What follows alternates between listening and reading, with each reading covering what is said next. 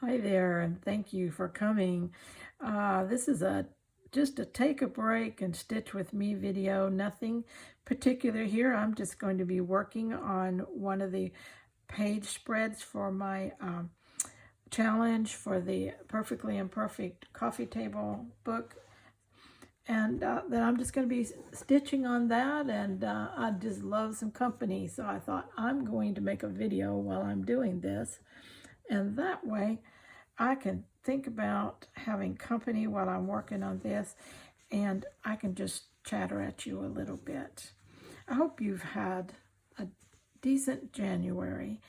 I know in some parts of the country and in the world it's been hard because of natural disasters, unrest, all kinds of problems. And if that isn't enough, the weather. And so whatever situation you're in, please know that there are a lot of people that are concerned for you, and they keep you in their prayers, and we wish you the best. And we know that life is tough sometimes, and if you ever get a chance to just relax and spend a little time with different ones here on YouTube and other things you enjoy doing, well, take the opportunity, because life is very short and precious, and we don't always have a lot of moments to stop and just do something we enjoy. And of course, you know how much I love slow stitching and working with my scraps and sewing and creating and designing and just all those things. And I love sharing it with y'all, all of y'all. So please stay safe and stay happy and stay scrap happy too. Another question I wanted to ask is, where do y'all get your scraps? Leave your answers in the comments. Sometimes people ask me that, and I tell them how I do mine, but then, that may not work in their area or for them. So if you have some ideas on how you can get scraps if you don't have them, and a needle and thread isn't too hard to come by, but a large supply of yarns and trims and different fabric types and all that kind of stuff. That is sometimes. And in today's economy around the world, who has the money to go out and buy all this stuff new? I know I don't. And so learning to find scraps where we can is very important. So tell us, where do you get your scraps?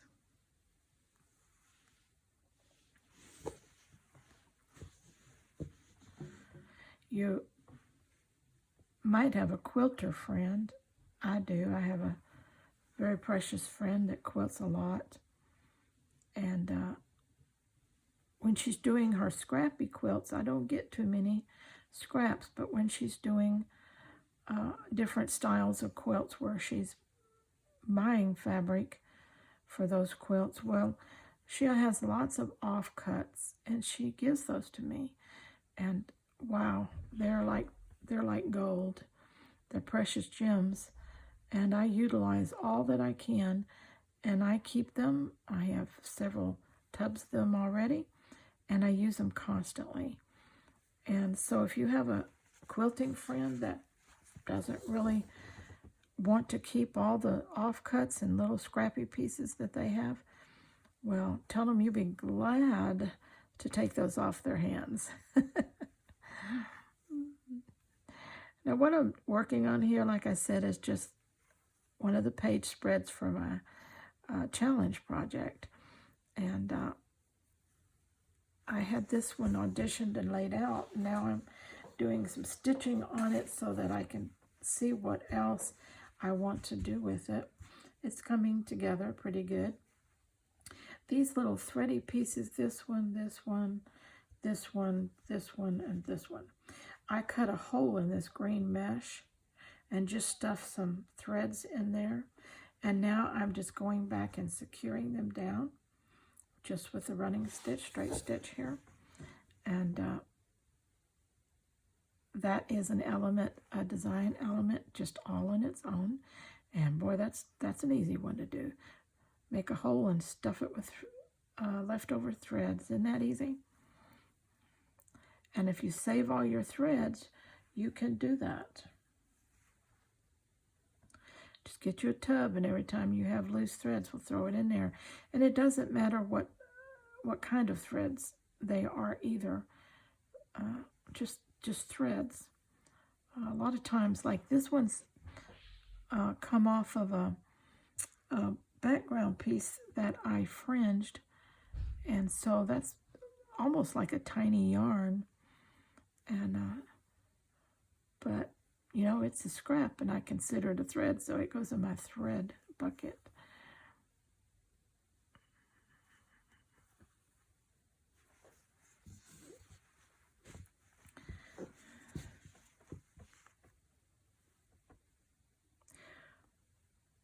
I will be so glad it's winter here where I live in Northeast Texas, USA. And I'm tired of it already. I don't like the color gray in my skies. I like blue and puffy white clouds, and I sure haven't seen any of those in a while. And so I'll be so glad to get back to spring, which isn't too far off for us. We get a good weather change break in March. It begins to really change over, and by April we are well into spring. The flowers are out, and just it's warming up, and it's just nice.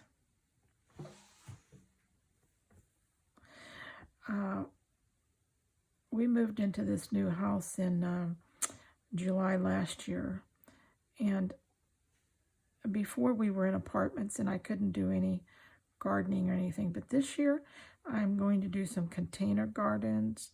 I'm going to grow some tomatoes and peppers, and so I'm going to try to video that and take you along on my little journey of container gardening while I'm in between my slow stitching. Let's see if I'm any good at that. I've never been known to have a green thumb, so we'll see if I can manage to grow a tomato.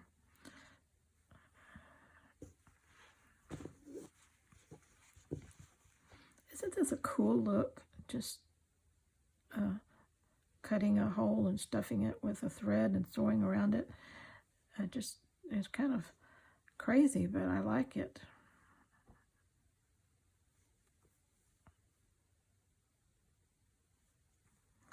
Gives a whole different element.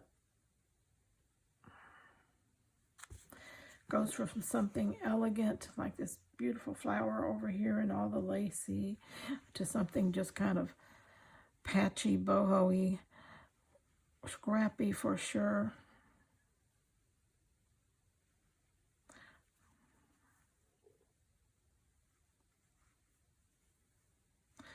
Okay, I've really gone all the way around the outside. Now I'm just going to go on the inside because I don't want these threads, you know, working themselves out. So we'll just go in and do some straight stitches and just secure them.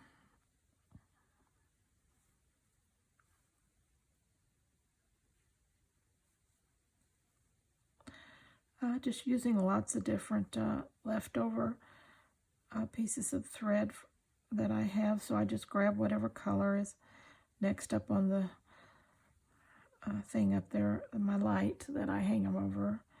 And that way I have a lot of thread play in these pieces that I don't even have to think about it. It just happens because I just grab what's next up there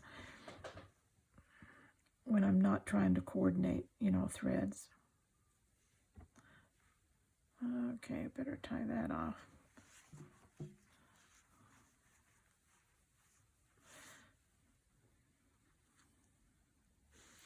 Well,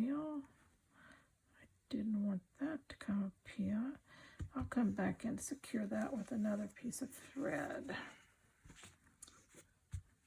Let me get some more of the yellow. I like that. Do you have some favorite artisans here on YouTube that you'd like to recommend to some of the viewers that may not know them? Please, if you do, just drop them in the comments, and we can all visit their channels and support them and learn from them and get different inspiration. Help each other out. It's not always easy to find exactly what you want as you're browsing. And YouTube has a way of determining what it wants to show you, not necessarily giving you what you want to see. And so some help along that line would be much appreciated, I'm sure, by a lot of those who will view this video. So drop them in the comments below. And if you want to drop your own channel, if you're doing a craft or stitching or anything like that that you think my watchers might enjoy, well, just drop your own link in there.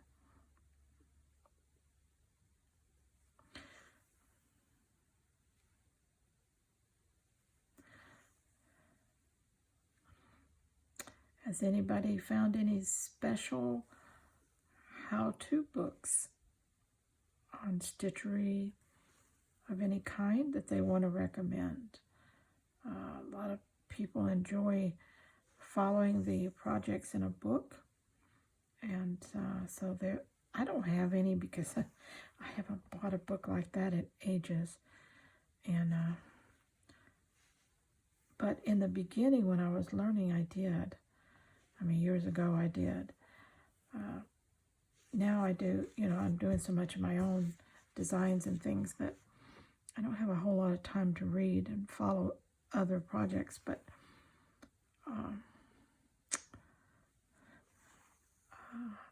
I would highly recommend it, especially for those who are just beginning. Get all the information that you can.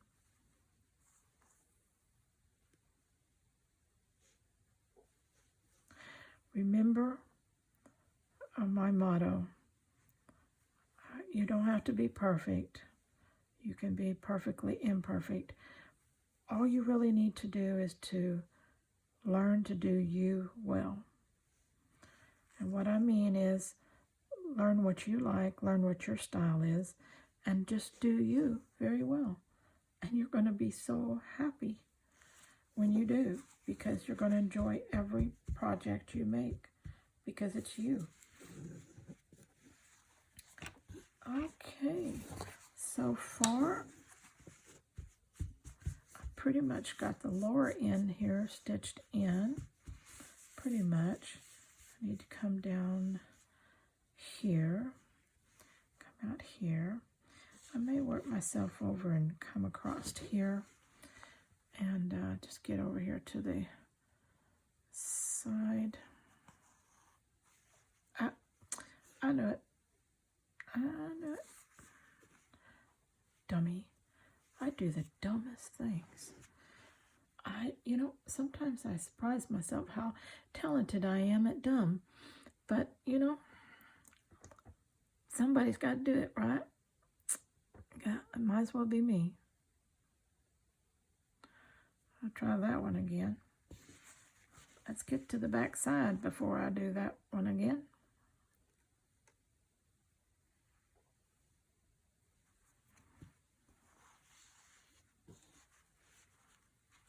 Now, we'll make our little journey over.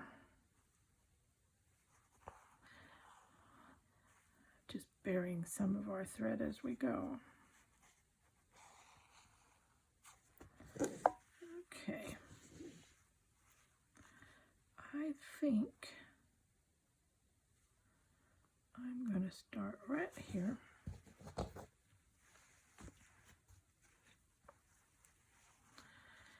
And just do an overcast stitch on this edge.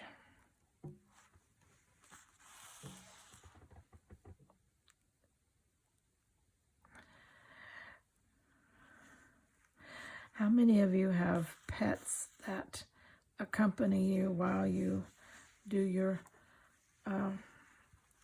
projects, your crafts, and your stitching and things? How many of you have pets that accompany you? I know a lot of the different artisans online, they'll have their pets there. I'm not a real animal person myself.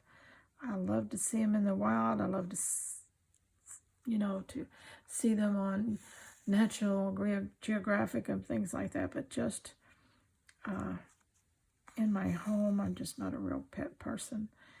And so I can't show you a pet sitting here beside me. Maybe I'll get a goldfish, and the goldfish can accompany us. He wouldn't be too much problem, would he? One of the reasons I don't is because my husband and I, we've always been very busy and out and about people. As we get older, of course, we're not so much, but because of that lifestyle, pets were just really not in the scheme of things, because I do believe that if you have them, they need to be well taken care of, and they need lots of company. And we just didn't feel like that was the lifestyle that we had. And so we chose not to have pets.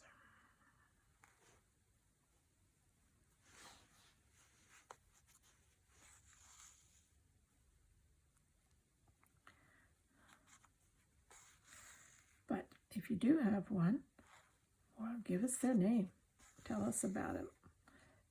And how do they help you in your crafting?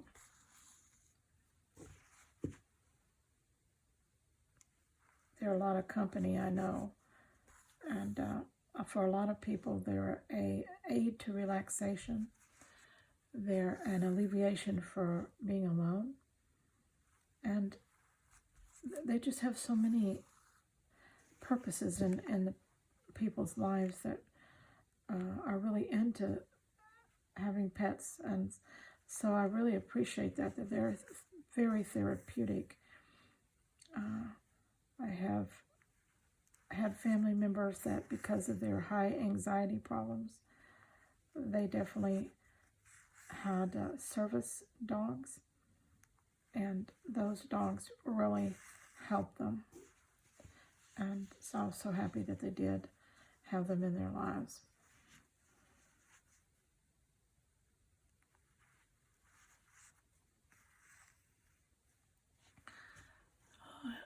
I'm forever getting off camera here.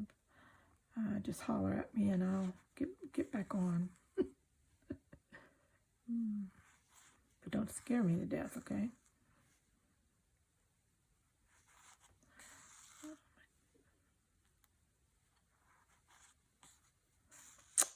I've been looking for a really good cookie recipe. Something a little different. If you got one, put it in the comments. I really like to try it out. My daughter recently made some those gummy orange slice candies. She made cookies out of them, and they were very good.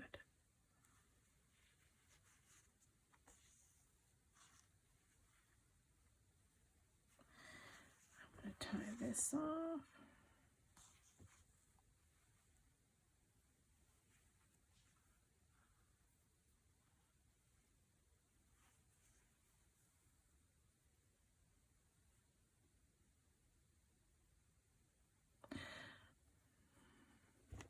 Now, remember, if you give me a cookie recipe, please make it easy.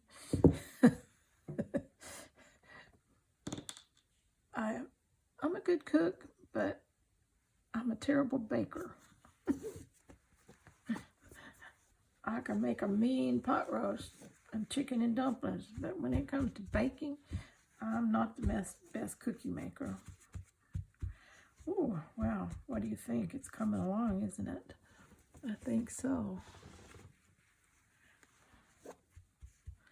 All right. Let's hold it there. And if you just like these, just stitch alongs with me, just sitting here doing nothing but stitching together and yakking, well, let me know in the comments. Give it a like and let me know. And I'll make some more where we can just do nothing but sit and relax and stitch together. Until next time, be at peace, stay safe, and stay scrap happy.